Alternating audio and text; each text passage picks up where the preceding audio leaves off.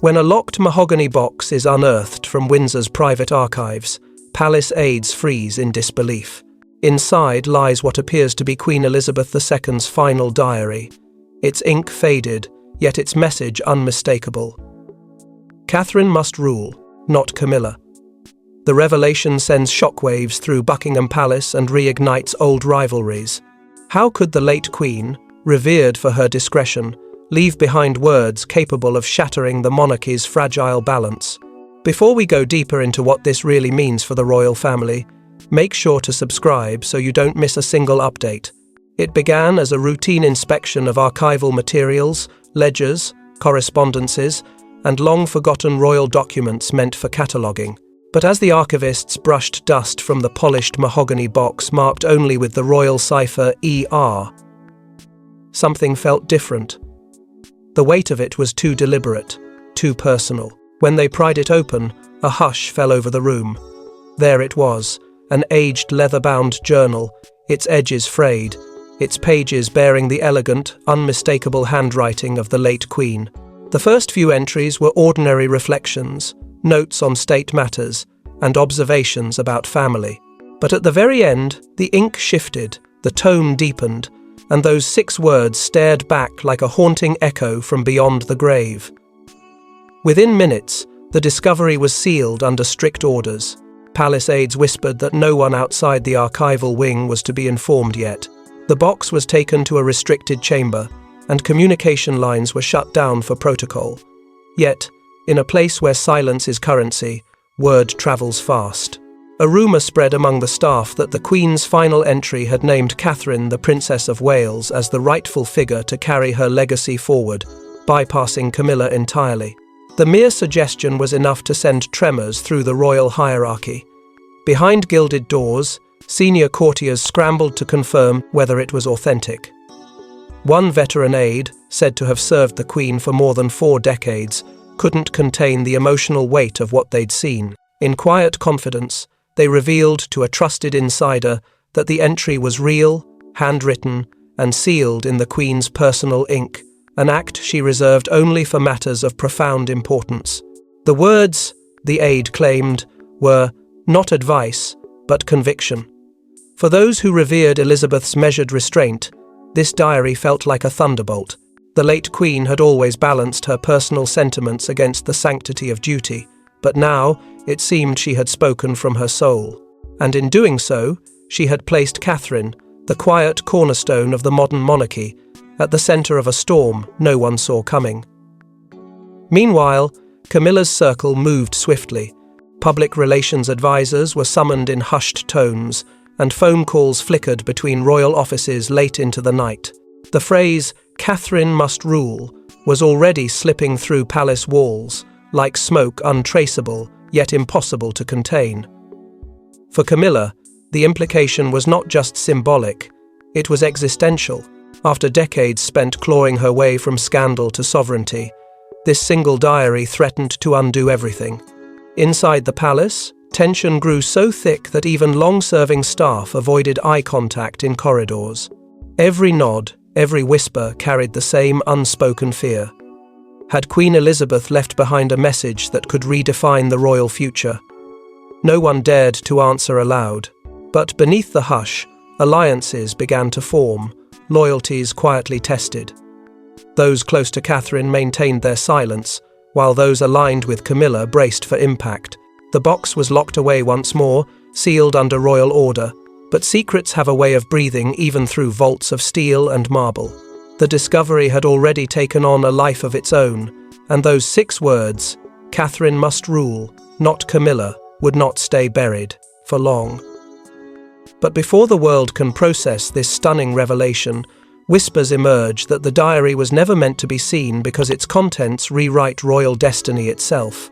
For decades, only 2 people were believed to know of Queen Elizabeth's private reflections journal, the late monarch herself and her most trusted lady-in-waiting. But palace insiders now claim it was passed through hidden hands during her final months. Who safeguarded it? And why was it concealed from King Charles? The truth behind the diary's chain of custody reveals a calculated effort to protect a secret that could destabilize the crown. To understand the diary's significance, one must return to the Queen's earliest years on the throne.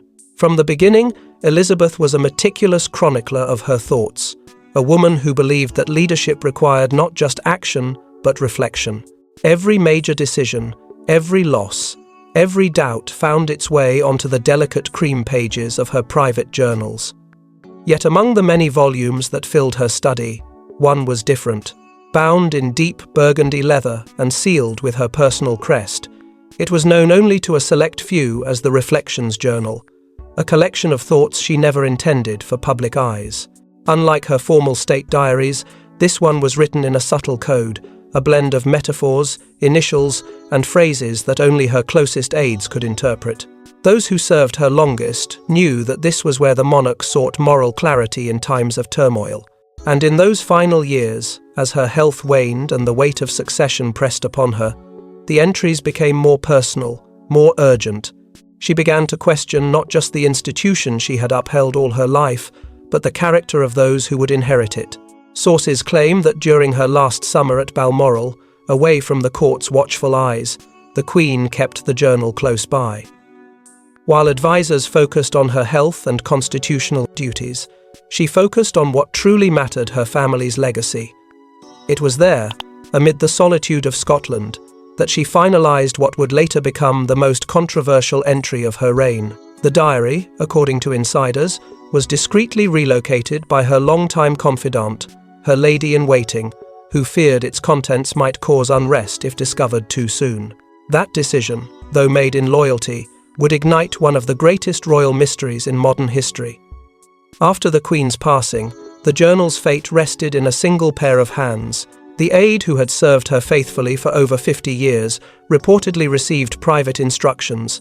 The diary was to be protected until the time was right. Weeks later, however, that aide quietly vanished from public view, leaving behind whispers of a discreet exchange.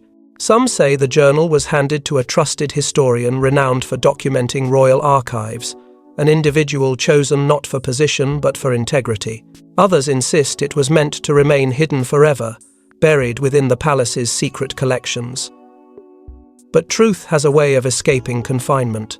Months later, fragments of the Queen's final writings surfaced in encrypted notes shared with a small circle of journalists. At first, the revelations were dismissed as speculation. Yet, when handwriting experts confirmed their authenticity, the gravity of what had been uncovered became undeniable. These were not idle musings, they were moral reflections, final thoughts from a sovereign whose wisdom had guided the realm for 70 years. And among these reflections, one passage began to dominate the whispers within royal corridors. It wasn't about policy or politics, it was about destiny. A final entry written in fading ink, only days before her passing, carried a message that seemed less like reflection and more like command. But as fragments of the diary begin to circulate, one entry stands out, a haunting final line written days before her passing that reads like a royal command: "Catherine must rule, not Camilla." The 6 words that now echo through royal history. What made the Queen write them? Was it intuition, a hidden promise, or a coded warning? Royal insiders dissect every letter, historians speculate over motive, and Catherine herself, caught between grief and destiny, faces the unbearable question: did Elizabeth intend her to be more than just the Queen Consort's daughter-in-law? In the twilight of her reign, Queen Elizabeth's health had begun to waver, but her mind remained sharp enough to foresee the storms that would follow her departure. Those closest to her recall how she grew reflective in those last months, often speaking not of the past, but of the future she would never see. The crown, she said, was no longer merely an institution. It had become a mirror reflecting the soul of the people. And in that mirror, she saw Catherine, calm yet commanding, embodying a quiet strength that even the most hardened courtiers could not ignore. The Queen's admiration for her daughter-in-law had grown from mere approval to a kind of spiritual recognition. Catherine, in her eyes, represented stability in a time of moral drift. Camilla, however, was another matter entirely. Though Elizabeth had accepted her publicly, their relationship was, by all accounts, restrained and careful, a dance between duty and distance. The Queen had seen the cracks that years of scandal and public resentment had left upon Camilla's image. Behind the cordial smiles, there lingered doubt, not about Camilla's loyalty to Charles, but her ability to embody the moral weight of the crown. To Elizabeth, the monarchy was not merely inheritance, it was service, sacrifice, and symbolism. And in her private reflections, the contrast between Camilla's pragmatism and Catherine's grace became impossible to ignore. When she penned those final words, "Catherine must rule," it was not an impulsive act, it was conviction. Those who knew her writing style say she rarely used the word must unless the matter carried spiritual gravity. To her, it was a statement of preservation, a moral safeguard meant to protect the very fabric of the monarchy she had spent her entire life defending. But as with all royal secrets, meaning became weaponized. Advisors who caught wind of the diary's contents worried that public interpretation could spiral beyond control. To some, must rule was purely metaphorical, an endorsement of Catherine's character as the moral compass of the royal family. To others, it sounded like a veiled instruction to the nation itself. Once word leaked, media outlets erupted into frenzy. Headlines questioned the Queen's final intentions. Was she subtly guiding the future beyond her grave? Handwriting experts confirmed the diary's authenticity. And within hours, global speculation turned Catherine into the centerpiece of a royal prophecy. Her poised silence in the face of it all only intensified the fascination. Every expression, every gesture became a subject of decoding. Meanwhile, within the palace, tension rippled through corridors that had seen centuries of secrets. Some senior courtiers urged King Charles to release an official clarification, but he refused, perhaps fearing that doing so would only affirm the power of his mother's words. Through it all, the world began to see the deeper symbolism. Catherine must rule was not just an assertion of authority, it was a reflection of legacy. The late Queen had chosen her successor not by bloodline, but by moral inheritance. In that simple phrase, she had crowned not through law, but through love. And yet, the power of the Queen's words doesn't just lie in their meaning, it lies in who stands to gain or lose everything once they're made public. Behind closed doors, Queen Camilla's composure fractures. Those who witnessed the moment say she stared at the diary in silence before whispering, "She never wanted me here." For a woman who spent decades fighting for acceptance, this final judgment from Elizabeth feels like betrayal from beyond the grave. Palace aides report tense confrontations, heated phone calls, and a desperate scramble to suppress the document that could destroy her public standing. The revelation hit Camilla like a storm she thought she had long outlived. For years, she had endured the whispers, the headlines, the sideways glances that branded her as the woman who disrupted royal order. She had finally clawed her way into legitimacy, crowned, respected, even admired in some circles.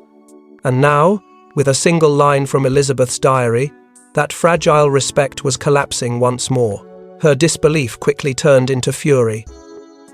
She paced in silence, clutching the printed copy of the Queen's words, as if hoping the ink might somehow vanish under her grip. It didn't. Catherine must rule. The phrase repeated in her mind, louder each time, until anger gave way to something far more painful: humiliation. Those close to her describe a woman torn between grief and resentment. Camilla had never hidden her complicated feelings toward the late Queen. On one hand, she deeply respected Elizabeth's endurance and authority. On the other, she never forgot the quiet frost that lingered in every exchange between them. The Queen had been a polite but distant, cordial but cautious monarch who had accepted Camilla's presence out of necessity, not affection. Now, the diary confirmed what Camilla had long feared, that beneath the public composure, Elizabeth's private heart had never truly forgiven her. As the revelation spread within royal circles, her advisors urged restraint. "Silence is your shield," one warned. "The press will move on if you don't feed them." But the Queen Consort was not a woman accustomed to silence when cornered.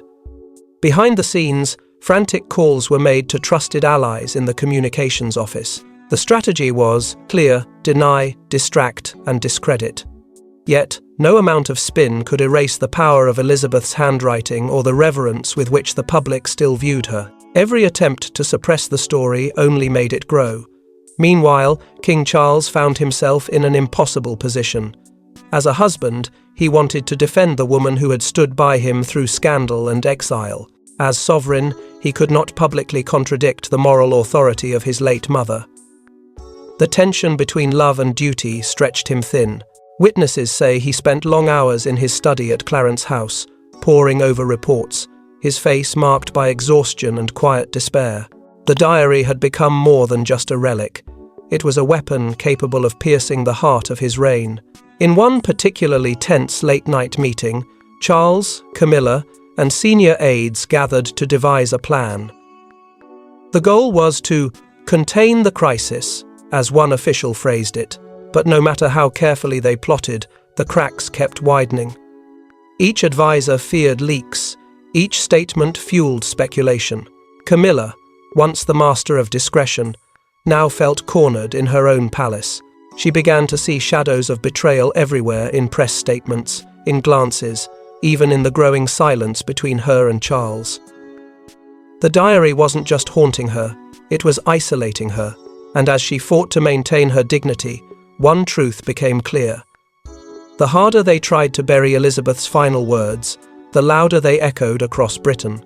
The Queen's ghost, in ink and memory, had returned to challenge the living, but the more they try to contain it, the more the truth slips through the cracks because one person refuses to let the Queen's last wish fade into silence.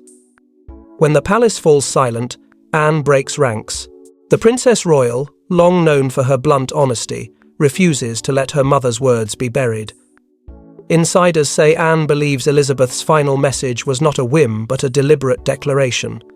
Her quiet defiance turns into a royal standoff as she privately meets with Catherine, assuring her, "You were meant to lead." In a family bound by silence, Anne becomes the voice of conscience. The moment she learns of the Queen's diary being sealed, she acts without hesitation. With the precision of a soldier and the conviction of a daughter, she retrieves copies of her mother's final writings before the pages are locked away from history. To Anne, this isn't just about preservation, it's about truth. She has spent her life upholding her mother's legacy with unwavering loyalty, and she knows, more than anyone, that Elizabeth never wrote without purpose. These 6 words, "Catherine must rule," not Camilla, are not musings. They are a map. A coded declaration of succession meant to guide the crown through chaos. Anne's resolve only deepens when she recalls her mother's final summer. She had watched Elizabeth grow frailer, yet more contemplative, often speaking about the modern face of duty. The Queen had admired Catherine's calm authority, the way she carried her role without fanfare, yet commanded respect in every room she entered. Elizabeth had called her the quiet strength this family will one day need.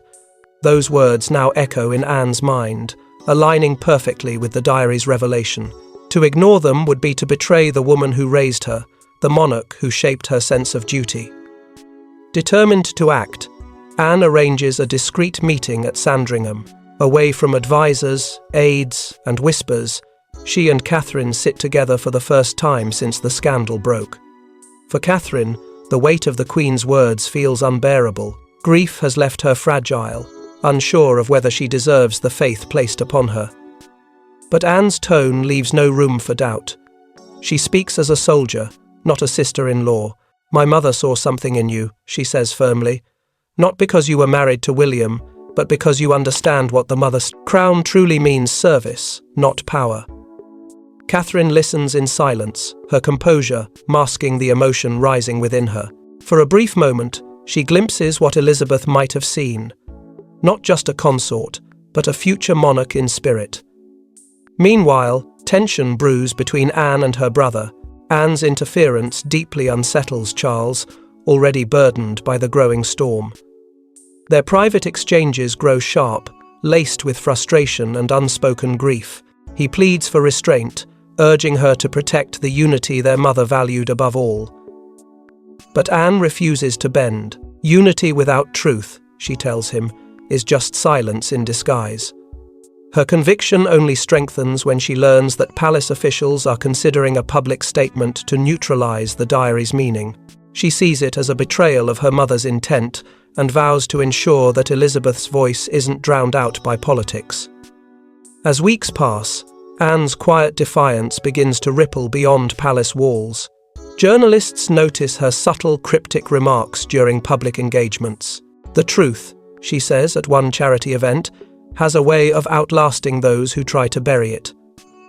Her words ignite speculation across the nation. Is the Queen's only daughter challenging the throne itself?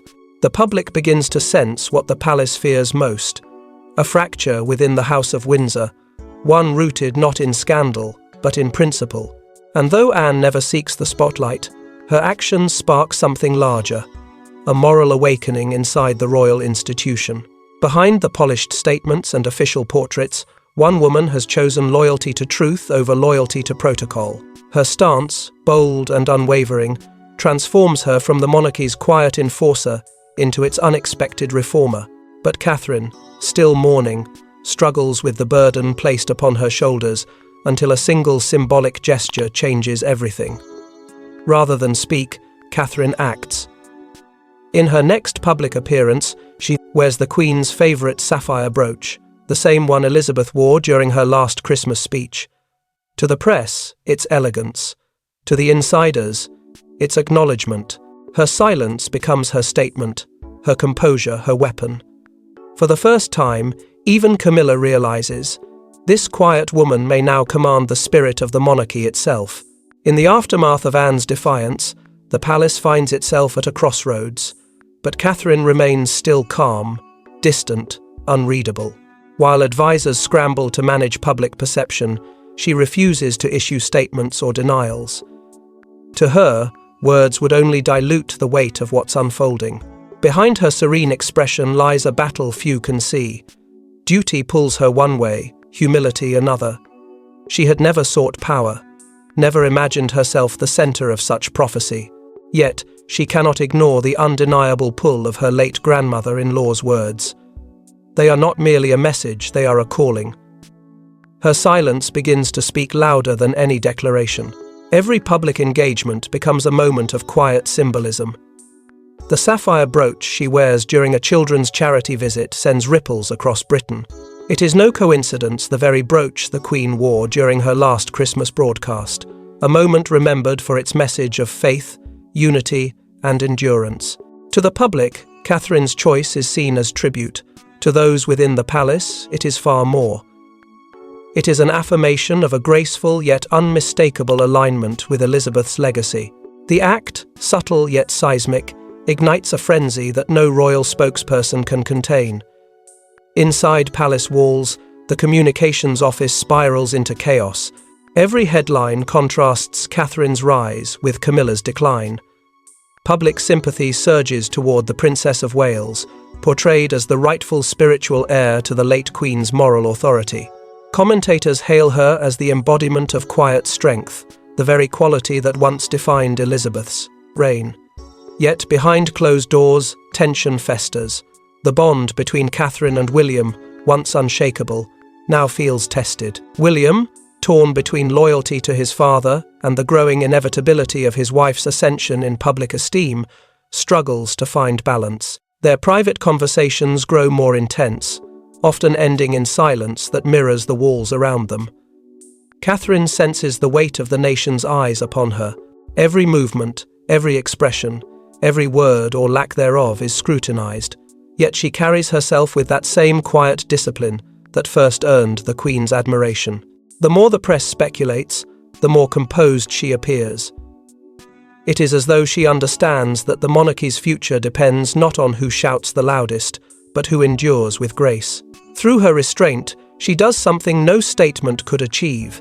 She captures the moral centre of the British public. Camilla, watching from the shadows of court engagements, begins to realise that the struggle is no longer political, it's spiritual. No press conference, no advisor, no royal decree can outshine the power of symbolic truth. Catherine's silence becomes her crown. The Queen Consort, once the figure of resilience, now appears defensive and uncertain, overshadowed by a woman who says nothing but represents everything the monarchy claims to be. Behind the scenes, King Charles senses this subtle transformation. He sees the shift in tone, the undercurrents of loyalty migrating toward his daughter-in-law. Advisors urge him to reassert control, to remind the nation that the monarchy remains his to lead. But deep within, a familiar unease grows, the feeling that his mother's shadow has not yet lifted, that her influence continues to shape destiny long after her passing. And just as the public rallies behind the Princess of Wales, one final revelation from the diary emerges, one that shakes even the king to his core. Archivists uncover a second, sealed page, tucked behind the diary's back cover, an addendum written in the Queen's unmistakable script. When the crown trembles, look to the one who heals, not the one who divides. To insiders, the message is clear, a prophecy pointing to Catherine as the healer of a fractured monarchy. But to Charles, it feels like an omen, his mother's final words casting judgment on his reign. The discovery happens quietly, almost by accident. While archivists work to preserve the already controversial diary, one notices the faint outline of an additional page stitched into the binding. Hidden behind the final leaf, sealed by time, it reveals a second entry written in the Queen's steady hand. The ink, though faint, bears her unmistakable signature, measured, composed, and deliberate. It's not dated, but the language suggests it was written in her final days, when her reflections had taken on the tone of a woman, aware that her time was drawing to a close. The words are brief, but they cut deep. To those who read them first, it feels less like a reflection and more like a warning, a message meant for the moment the monarchy would find itself on the brink of collapse. News of the second entry spreads through Windsor like wildfire. The first diary line had been controversial, but this one, poetic, prophetic, and eerily symbolic, reignites every rumour and reignites public fascination. When the crown trembles becomes the phrase of the week, repeated in headlines, broadcast analyses, and late-night debates. Was the Queen predicting a crisis in her family? Was she subtly naming Catherine as the future saviour of the monarchy, or had she foreseen the divisions now unfolding under Charles's rule? Whatever her intent, the ambiguity only amplifies the drama. Handwriting analysts confirm authenticity within hours, leaving no room for denial. The Queen's words are real, and they now hang over the palace like a curse wrapped in grace. Behind palace walls, panic takes hold. Senior councillors warn King that public interpretation could become dangerous. It paints Her Majesty's reign as prophetic, one aide cautions, and positions Her Royal Highness as her chosen heir, not you. The King listens in silence, his jaw tightening as the words sink in. For him, this isn't just a matter of perception, it's personal. His mother's legacy, which he spent his life striving to honour, now seems to overshadow his every decision. Her final message, once intended to unite, now feels like a blade cutting through his authority. William, ever the mediator, steps in to calm the tension. He understands the power of symbols better than most, and knows that this diary could become the most divisive relic in modern royal history. He urges his father to let the storm pass without confrontation, reminding him that silence can sometimes be the monarchy's greatest defense. But Charles, weary and bruised by the unrelenting comparisons to his mother's steadiness and his wife's controversies, cannot shake the feeling that fate itself is conspiring against him. The line, "Look to the one who heals," echoes in his mind, a quiet accusation that no matter how hard he tries, he remains the one who divides. Meanwhile, within the public consciousness, a shift begins to take form. Commentators, former courtiers, and even clergy start referring to Catherine as the bridge between the monarchy and the people. Every appearance she makes, every word she speaks or withholds is dissected as evidence that she is indeed the one who heals. The media draws parallels between her humility and the Queen's restraint, her compassion and Elizabeth's grace. The symbolism is too powerful to ignore. For the first time, it feels as though the monarchy's future rests not on the crown itself, but on the woman who wears none. And in the quiet corridors of the palace, those who once served the late Queen sense something shifting. Power, subtle but unmistakable, begins to drift toward Catherine not through decree, but through devotion. She does not claim it, yet it finds her. She does not seek it, yet it follows her. And for King Charles, this realization cuts deeper than any criticism. His mother's voice, immortalized in ink, seems to whisper from beyond, "The crown belongs to the one who heals." And as public sympathy swells around Catherine, the monarchy faces a choice between preserving tradition or honoring the Queen's haunting final wish. For King Charles, the diary becomes both a relic and a curse. Every headline, every whispered conversation reminds him of the one truth he cannot escape. His mother's final blessing belongs to Catherine. Late at night, those close to him describe sleepless pacing and haunting self-doubt. Should he silence the past to protect the present, or fulfill the prophecy that may render his own crown meaningless? In the stillness of his private chambers, the weight of legacy bears down on Charles with crushing force. The diary has become more than a controversy. It is a mirror reflecting everything he fears about his reign. He had waited a lifetime for the throne, yet now finds it slipping into the shadow of a woman his mother seemingly anointed from beyond the grave. Advisors urge calm, but calm has abandoned him. The king, once so measured, begins to unravel behind closed doors. Reports from insiders speak of long hours alone, old correspondence revisited, and moments of visible anguish. He cannot reconcile the paradox. To honor his mother's wisdom might mean forfeiting the authority he fought so long to earn. Around him, the palace grows tense. Senior aides and political advisors hold frantic meetings on how to contain the storm of public opinion. Opinion polls show growing support for Catherine, not as monarch, but as the moral heir to the Queen, a figure of compassion and stability in a monarchy clouded by uncertainty. Moral succession, the tabloids call it, a term that spreads across social media like wildfire. For the first time in decades, the monarchy's power feels less inherited and more bestowed by sentiment. The people's hearts are shifting, and that, Charles knows, is a far greater threat than politics. Camilla, ever pragmatic, refuses to accept the idea that the late Queen's words hold prophetic weight. She was reflecting, not ordaining. She insists in private conversations. Her tone is sharp, weary, defensive. She argues that the diary is sentimentality, mistaken for instruction, an emotional relic that should never dictate royal governance. But her insistence only deepens the divide.